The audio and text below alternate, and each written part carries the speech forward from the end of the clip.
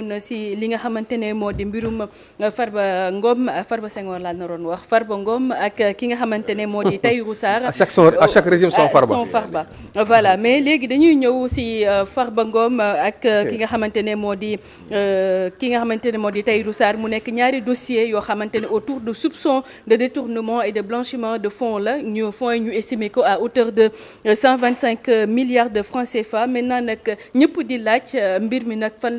la waajnanti di mujjee ki gëtëm waaye balaa ñu dem si loolu ñu ñëw nag si ñaari nit ñi Ibrahima ñu dooree ko ak Farba Ngom ak Tahirou Sarr ñu dooree ko ak Tahirou kan mooy Tahirou.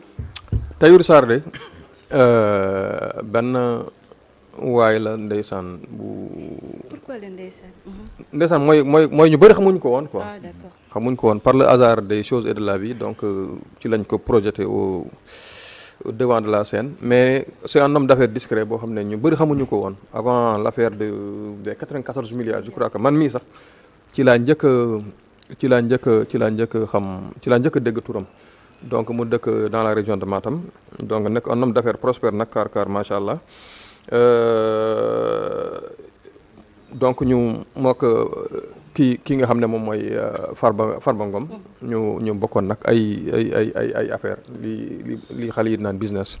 donc ca ba li nga xam ne xew ba après barke démb yaakaar naa ñu bàyyi nekk ni ko. Tahirou Sarr boobu ngay wax sax ndongoloo bokk na si ñi nga xamante ne woyoon nañ ko si marchand ambulant si woyam ba bi mu naan ne xoola si Tahirou Sarr marchand ambulant la woon. ok maintenant ñu dem tamit ñëwaat si mbir mi ba léegi waaye dañuy ñëw si situation judiciaire actuelle de chacun. Tahirou Sarr barke démb comme je le disais sànq dafa am benn liberté boo xam ne provisoire sous contrôle judiciaire après ñu takkal ko bracelet électronique kii nga xam ne nag moom mooy Farba Ngom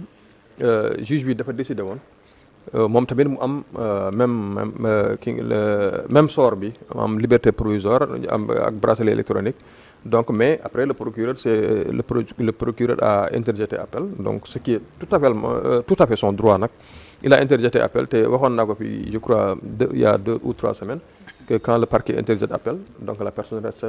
reste en prison donc après nag mu am yeneen développement yu ci xew après yooyu yaakaar naa ne dinañ ci ñëwaat. dinañ si ñëw mu nekk benn mbir boo xamante ne ñaari nit ñoo ko sekk waaye kenn ki ñu génne ko kenn ki des alors mu doon loo xamante ne nit ñi ñu ngi koy ŋàññ bu baax a baax alors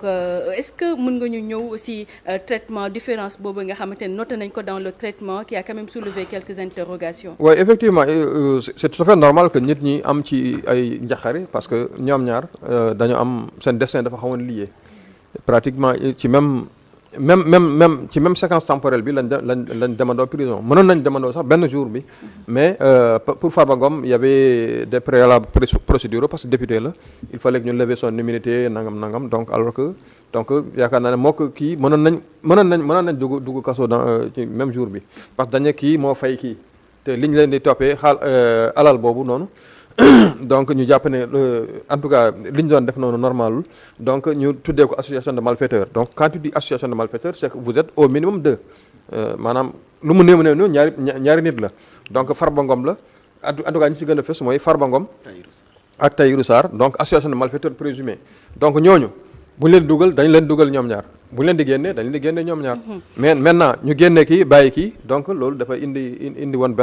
indi na quand même benn njaxare ba nga xam ne bon peut-être loolu moo bokkoon na ci li nga xam ne moom moo waraloon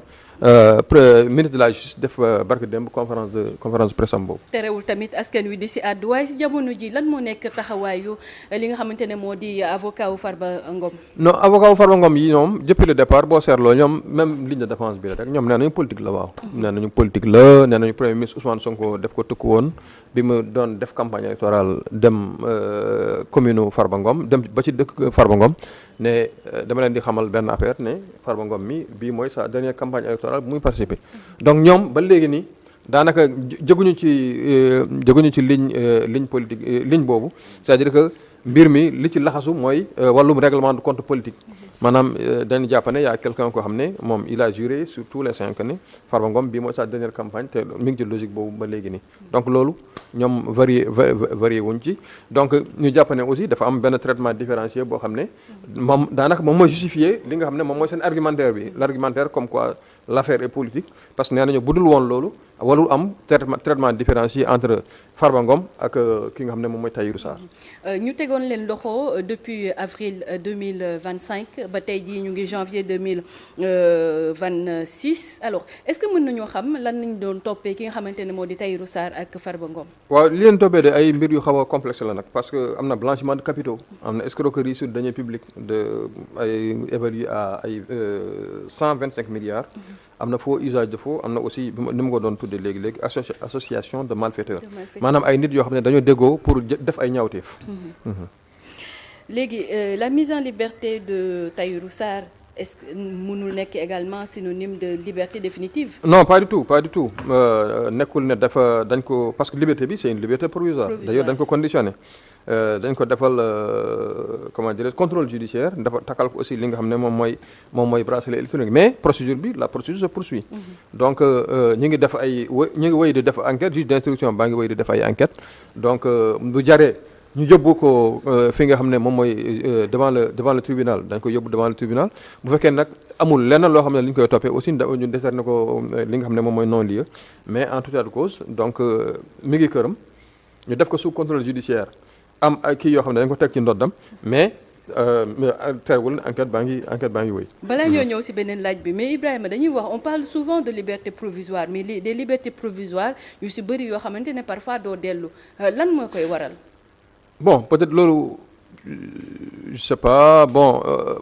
j'ai tellement de respect pour la justice mais on peut dire que bon c'est peut-être un laxisme judiciaire quoi.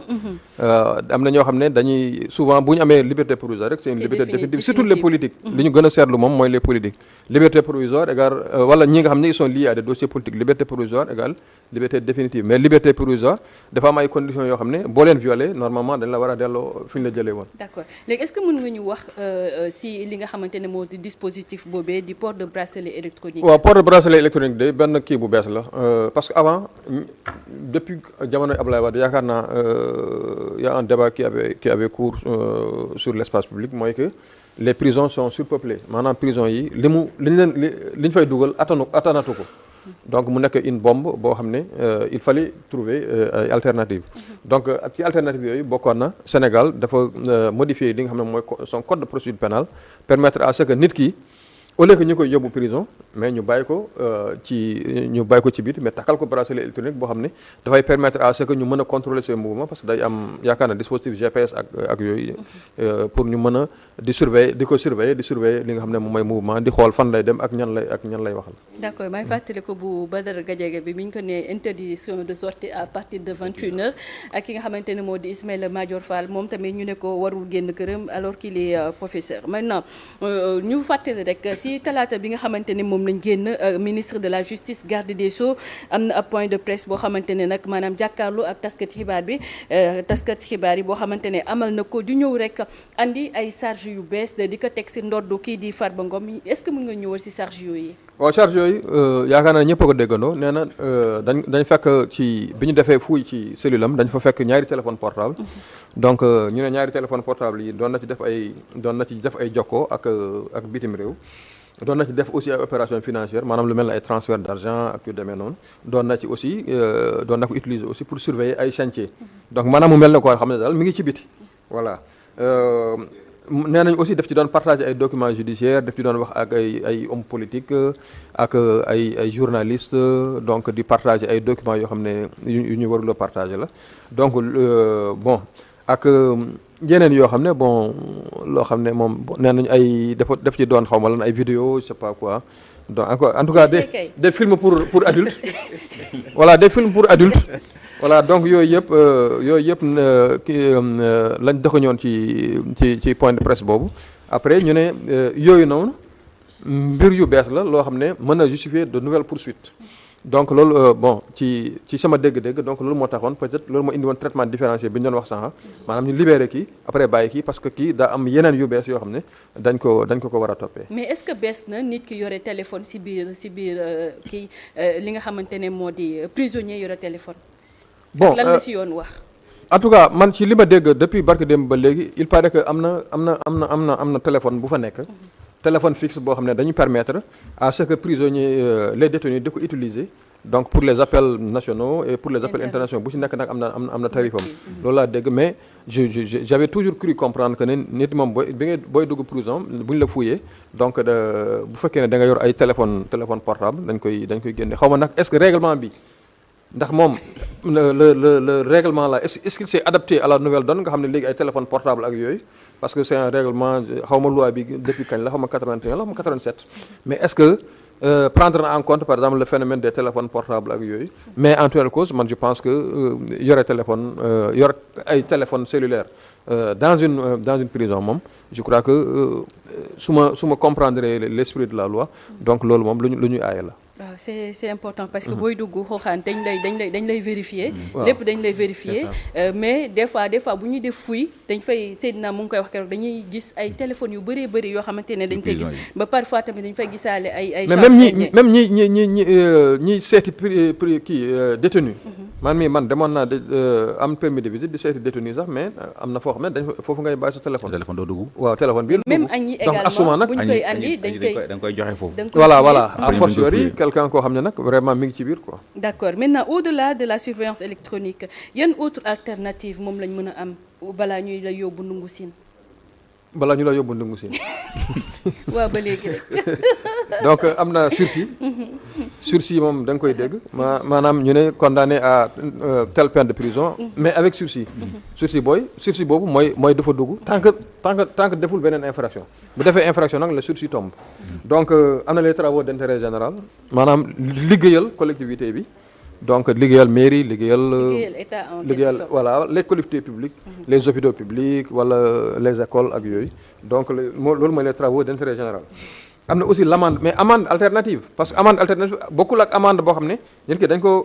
daanu prison ba pare tegal ko ci benn amende boo xam ne daf ko war a fay trésor public mais bii c'est une amende alternative maanaam dafa am benn xaalis benn somme boo xam ne dañ koy teg ci ndoddam mu joxe ko pour bañ a dem kaso. Ensuite am na liberté surveillée nag mooy foo xam ne comme par exemple mën nañu wax ne par exemple kiiwu électronique bi bracelet électronique bi mën na ci bokk. bu ko defee ñuy mën a surveiller nit ki fu muy dem ak ñu muy lieu yi muy fréquenter ak. résidence surveillée ak ñu muy waxal. résidence surveillée ak yooyu voilà mooy assistance à résidence loolu la naroon ñëw noonu merci Xoxaan donc boobu. dafa am sànq yaa ngi koy junj mooy dafa am assignation pour certaines heures ak assignation boo xam ne permanente la pour certaines heures mooy bi dal Badara Gadiaga par exemple beneen bi mooy la peine de confiscation maanaam ñu confisquer say biens say oto say immeuble ay say montre de luxe comme la montre de Xoxaan donc yooyu boobu confiscation la inéligibilité aussi am na inéligibilité mooy ñu ne nit ki donc yow waratoo par exemple bokk ci ay élection wala ñu retrait permis de conduire aussi am na wala ñu ne la yow mënatoo fi mu ne nii yow mënatoo liggéey ci fonction publique yooyu yëpp am na ensuite am na aussi réparation pénale am na aussi la médiation pénale donc comme xam naa ne waxtu wi léegi mu jeex médiation pénale dafa di benn dispositif boo xam ne sous la supervision du procureur de la République donc on peut permettre à ce que la partie bi nga xam ne moom mooy victime ak ki nga xam ne mooy auteur bi à ce que ñu trouver benn entente maanaam kii def reconnaître na d'abord day reconnaître na def na ensuite mu réparer li nga xam ne def na ko en contrepartie donc du daanaka du dem prison voilà jeex na d'accord bu ñu lay sant bu baax di lay gërëm ba si liggéey yi nga xam ne dañ koy liggéeyal état sax des fois dañuy gis ñoo xamante ne dañuy ñëw fii nekk si chantier yi mais dañ la naan carrément ce sont des prisonniers yoo xamante ne dañoo nekk à l'étranger